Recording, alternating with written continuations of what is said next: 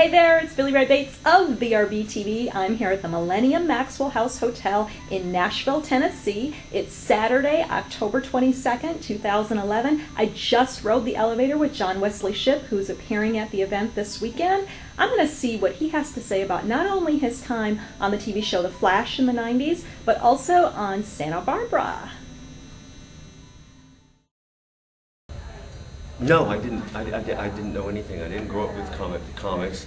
And Donna asked me. She said, "When people come by and they say, 'You mean Flash Gordon? Does that irritate you?'" And I said, "No, because that's exactly what I said. I had just done Never-Ending Story 2, which shot in Germany and Vancouver, and then my manager said you have to come out to LA. And then I did a project with Jack Scalia, and then that January." You know, they were getting ready to do this huge, tremendous series, Warner Brothers for CBS, enormously budgeted. They intended to make a big splash with it. And they said, you know, they want to see you for The Flash. And I went, "You mean Flash Gordon?" And they said no, and they explained to me who it was. I said, "You know, not really. I didn't really come out to LA to do a comic book hero show. You know, I had my pretensions of being a serious actor, and I thought of TV and comic book heroes like the Spider-Man series where they stood off camera with like rope and threw the rope on camera, and that was supposed to be the, you know, and it has its own sort of camp charm, but that's not where my interest lay. It was more, all my training was about truth of the moment, creating characters that were real and identifiable, that were living and breathing, and they said, "That's why we're coming to you." Because April Webster, Emmy Award-winning casting director for Lost and a whole bunch of other things, she was like, "Let me talk to John." And so she said, "Listen, it's going to be on the order of, it's going to be dark. It's, you know, The Dark Knight. Howard Chaykin is going to be a story editor. You know, it's going to be this dark adult sensibility." Danny and Paul said, "You know, if we have our way, every week we'll be getting complaints from parent and teacher associations all across the country." He said, "We promise we won't have you saving a kid from a burning building on page 6. Of course, by the 5th episode, I was saving a kid from a burning building on page 11. So technically, they were right. But they said it's a dark sensibility, and they said, "Just read it." And I read the script, and what impressed me about it was, number one, they weren't writing down to the medium. They were not. They were really treating it as it should be treated, as it's a literary art form. It is an art form in and of itself. It has a whole culture built up around it, as you guys know better than I do. Secondly, there was humor in it, but the humor sprang organically from the situations that these human beings found themselves in. In other words, what if you were the unblessed son of a cop family, and suddenly you had these superhuman powers that freak you out? I liked that Barry didn't want to know anything except how to get rid of him, you know, until his brother, whom, in spite of the fact that his brother was his father's favorite, that the relationship between Jay and Barry in the pilot, I really liked. Tim Thomerson, one of the big regrets that I had was that he had to die in the pilot, because I thought that relationship between, you know, Dad's favorite and the guy who works in the crime lab was really golden. And I also like the fact that once he was killed, then Barry assumes the powers. So it's a dark motivation. It's not, "Hi, I'm Hugh Hollywood hero, you know, come to save the world." It's like, "I'm going to avenge my brother's death." Now that I could wrap my actor's soul around.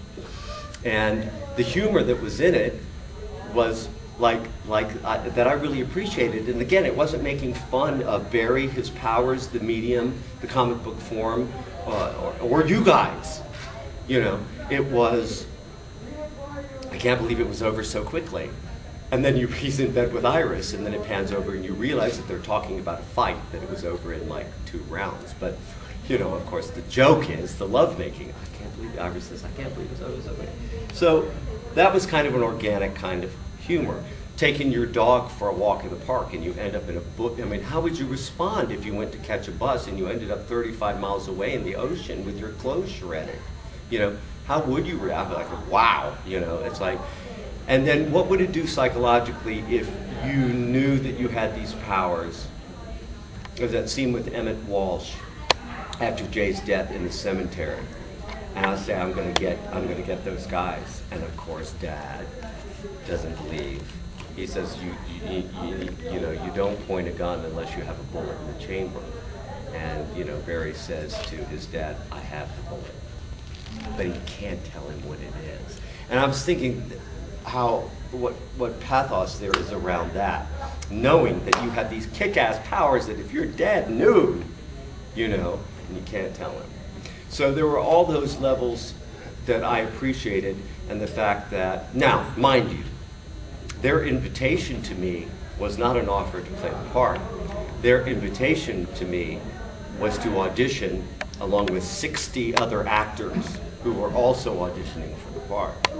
So I had then, after I read it, I thought, yeah, I mean, there's enough to play. They said that the creature, as I call him, Flash, would be at most a quarter of the episodes, that most of the episode would be Barry Allen, it would be Tina. At that point we thought Iris would be figuring in more prominently, but the decision was made either because our chemistry wasn't right or they wanted Barry to be free to have other flirtations, such as with, you know, Megan Lockhart, Joyce Heiser, you know, coming on playing Megan. So, I just got lost. Have I answered your question at all? But 60 other guys. So I believe I was the first one that they saw, and they saw 60 other guys, and then they took me and Richard Berge, who later did The Sentinel and a whole bunch of other things, you know, to the network. And I knew Richard before. He's a great guy. And he actually came into the Deadly Nightshade episode and played a part. So he actually did come on for one or two of our episodes, and has had a terrific career himself, and well deserved. But for whatever reason, they chose me. And somebody said, I hope it's not true, that the president of CBS said, you know, that guy's head would look good on a lunchbox, and that's why I got the part. I hope that's not true. I hope it goes a little deeper than that, but that's the story behind it. No, I really didn't. I took, you know, of course I became interested in researching it. And one thing that I mean, my God, Danny Bilson and Paul DeMeo love this medium, the comic book medium, and the Flash is loaded. I mean, Mr. Shane, who came in, you know, to play, he was almost blind by that point, who was in the original Superman, came in to play a part. I got to, you know, be on camera with him. They explained to me the whole history of the art form, the names of streets. I mean, there was one tribute after another to the Flash, all the different incarnations of the Flash and other comic book heroes.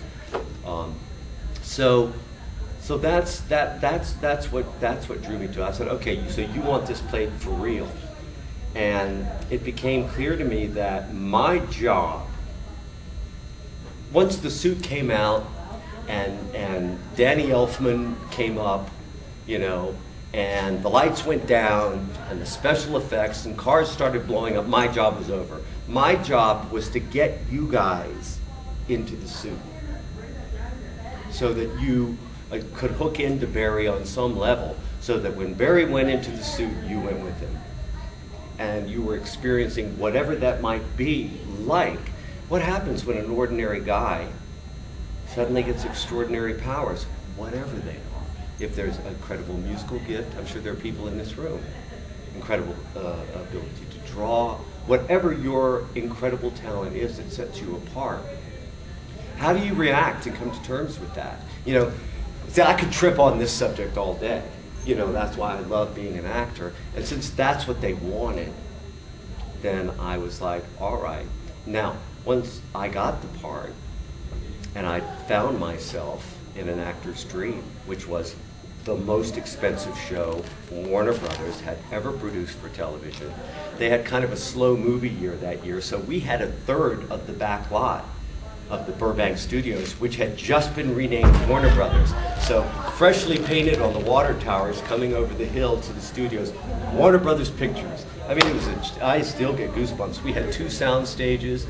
Some of our sets, like the police station set, is still standing and they use for other shows.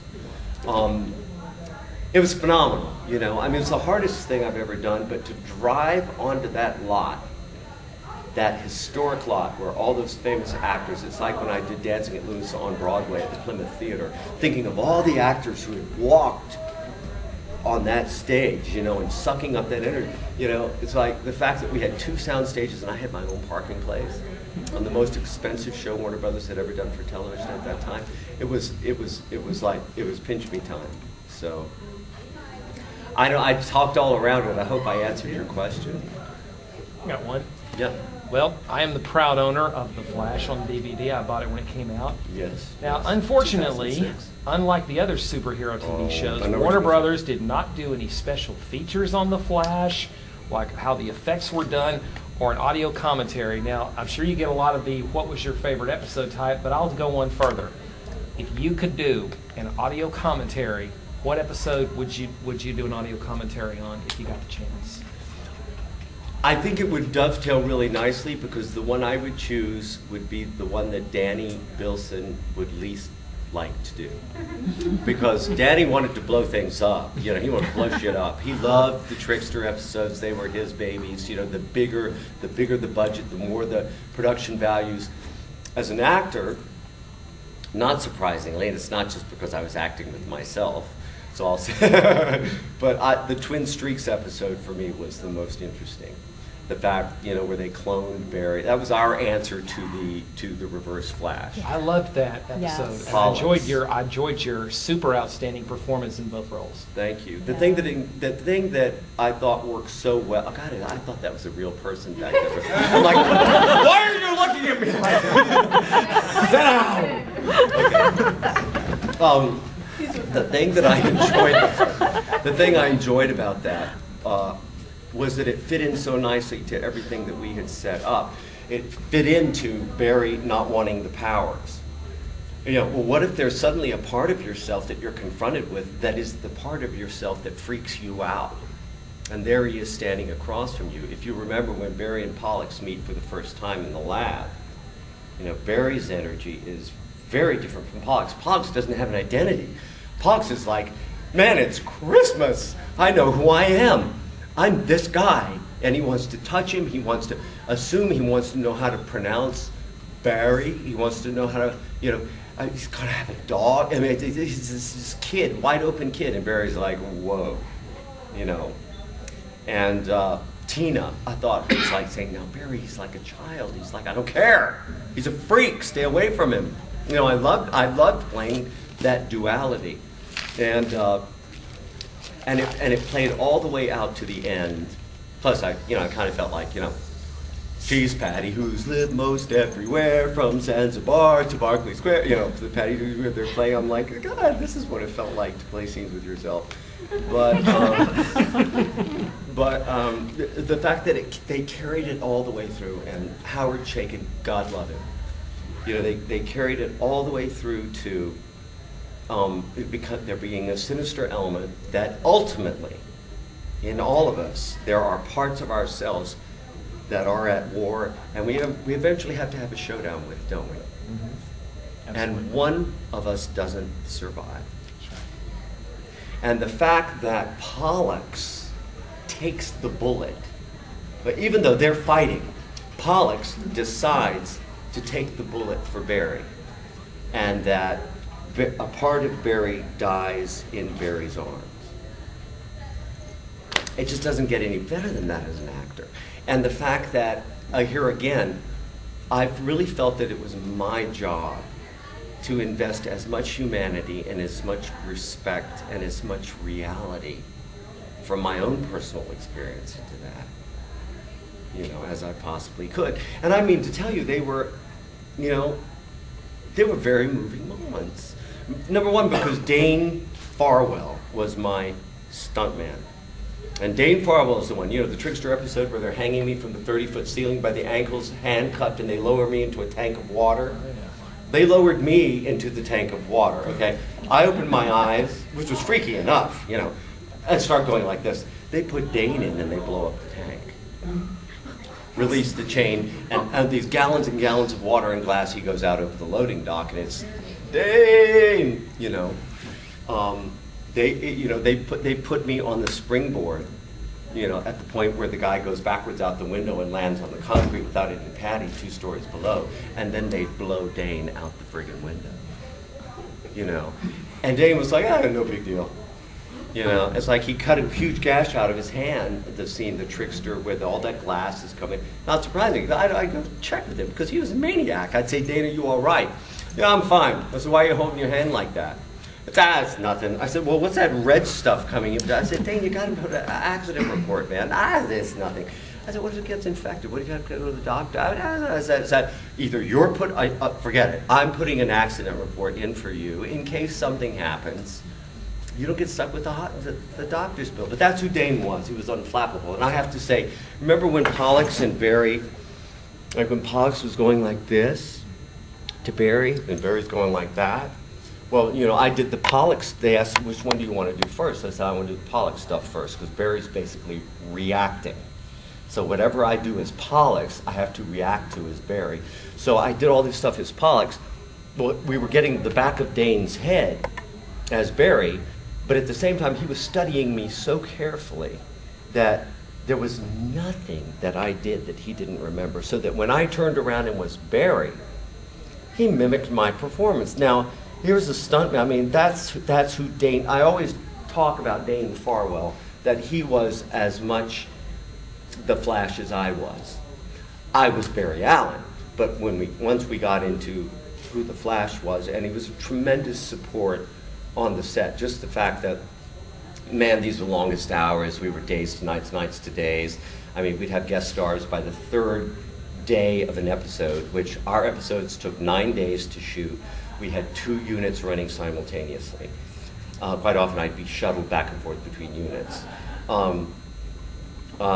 That he was just so much part of, of just keeping that whole thing together. Our guest stars by the 3rd day, they'd be walking around like this, because we'd come in at 7 on Monday. We'd work until 10 o'clock Monday night. We'd come in at 10 on Tuesday. We'd work till 2 or 3 Wednesday morning. We'd come in at 3 on Wednesday. We'd work till 5 or 6 on Thursday. We'd come in at, you get it. So we'd be working until 9 or 10 a.m. Quite often the studio executives were coming to work and we were tenting in the back lot to shoot day for night, or we'd be driving off as the people are coming to work. They're like, you guys are insane. I said, like, we know, and we really were, but we want to get it right. The guest stars would be shaking their heads going, you mean you do this every week? And we were like that from the 3rd week in August through the 2nd week in May, with 4 days off for Christmas, and that's it.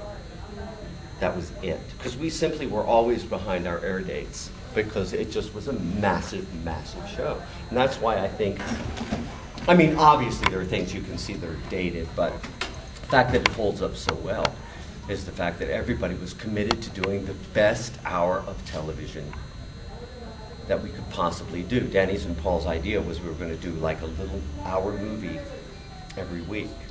I think one thing that we missed and we had a problem with, and that Lois and Clark learned from our mistakes, and because that wasn't really where Danny and Paul's interests were, is that we needed more of a through line. Paul DeMeo's famous line was, "It's not Flash something." This was the age of 30-something, serialized drama. Remember that? And I kept saying, yeah, but we have to know. Barry and Tina flirt one episode, it disappears the next. There's a hint that Megan comes in. Is Tina jealous? And then there's a little thing at the end of an episode. Yeah, but we don't know where Barry and Tina are here, and Julio are here. Where you guys want to end up with them after 22 episodes, and what's the journey? Because that's the human element. I was constantly pushing the human element. Because after you've seen, 500 things blow up, that's how I feel about, how do you guys feel about CGI? I think there's a trend now that is going back to live, practical effects. Thank you. And it's like going to a car race where there's no possibility of a car crash. Part of the element of excitement. I watch now. At first, I was like, "Wow, that's really awesome." That blows my mind. But then it was like, "Oh yeah, I get it. They did that on a computer." You know, so they're going back more and more to the, what would you call it? Practical effects, and I think that's. You talked about humor. One of the humorous elements I liked was after Barry and Iris left Barry, Julio, and even his girlfriend's unsuccessful attempts to hook Barry up with a new girl. That was fun. I know. And Barry's like, oh, for God's sake. You know, he's such a, now he was just into his work, man. You know, it's like, oh, all right, again. But that was hysterical, too. How funny was Alex Desire? I mean, when suddenly Pollux is in the crime lab as Barry, and Julio doesn't know that it's not Barry, and he's like, you know, when he says, how you doing, Bar? And Pollux goes, Bar? He's like, man,